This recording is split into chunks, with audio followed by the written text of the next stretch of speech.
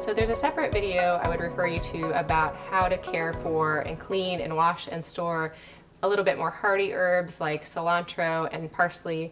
But when we get to delicate herbs like the ones I have here, I have some fresh mint and then some basil. I have a bunch of basil here and then some that's still actually growing. And I'll talk about the different ways you can buy it in a moment. But these aren't going to work well in that, swishing, washing, salad spinning method. They'll just tend to get brown and soggy and sad very quickly. So you really want to buy them as close to using them as you can. But better yet, if you can grow them so you can just clip what you need, they really just don't hold up very long. If you do need to keep them for a few days, it's best not to try and store them in the refrigerator, but think of them more like a fresh flower. So you can see that, these ends are kind of browned. Just like you would get flowers, you want to trim the end. Make it so that there's some stems that are really nice and open, porous, ready to absorb some water. And then you can pull off the bottom leaves if you want. Any that are staying, just like a flower, if you pull the leaves off, they're going to get less soggy in the water. But just for sake of demonstration here, I'll just put this in here. So keeping this out on the counter, besides having a nice centerpiece on your table, or just something you can actually smell this bright fresh mint flavor. It's just a great addition to your kitchen. So I'd recommend storing it like that. You can do the same thing with basil. You could store them together too. You could trim the basil, put it in there with the mint, and that's really nice. If you can find it in the store, if you're not going to use the whole bunch and you can find it in the store where it's still growing or it has the stem end, then you can actually, that might be a good time to plant your basil if you have a little pot or something, and then just trim off what you need.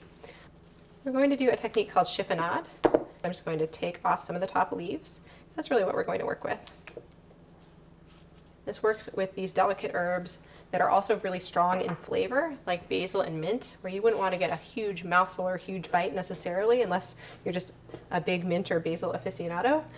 And so this will just add that little bit of brightness and flavor to your dish. I really like chiffonade of mint with fresh fruit, especially with a tangy sauce that's lime based, or if you're using a yogurt based sauce.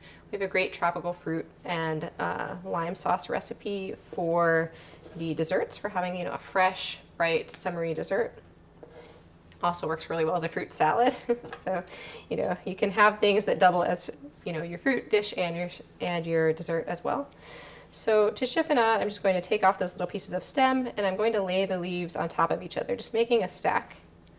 You can usually do a few at a time.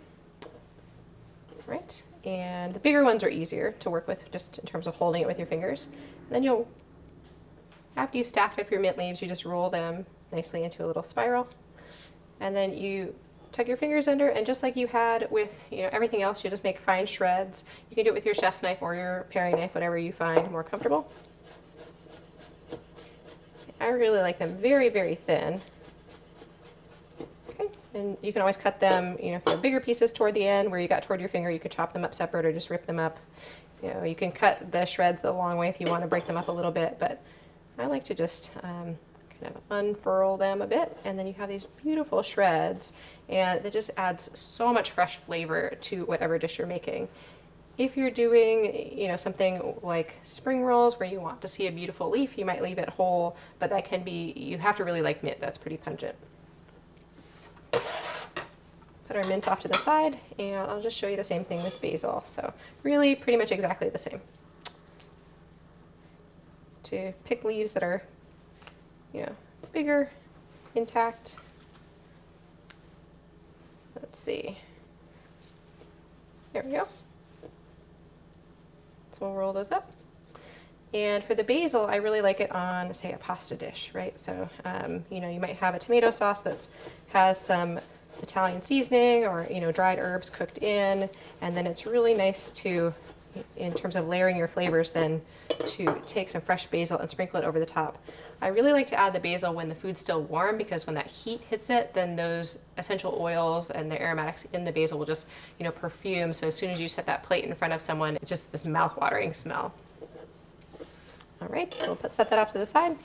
You can also mince or chop basil. It's just that the more that you're kind of hacking into it, going back and forth, like with the parsley, I can show you, the more browning that you're going to get. And we do a pesto in both the Building Healthy Bowls class, where we're making a creamy pesto dressing, and also in the pasta class, where we're making a couple different kinds of pestos for topping pasta. And we add a little parsley to those just to keep the green, because the basil really will touch brown. So chop this up. So this is what I was referring to.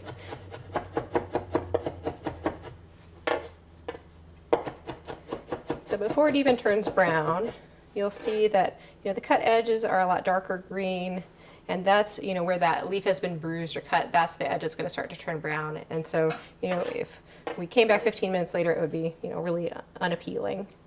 So I would, because this is just like a quick slice, you're only cutting once with each cut of the chiffonade, then you just end up with less browning with that technique. So we have our minced up basil. You're going to mix it into a soup or something, this is totally fine and may even be preferable. And then we have our chiffonade of mint and basil.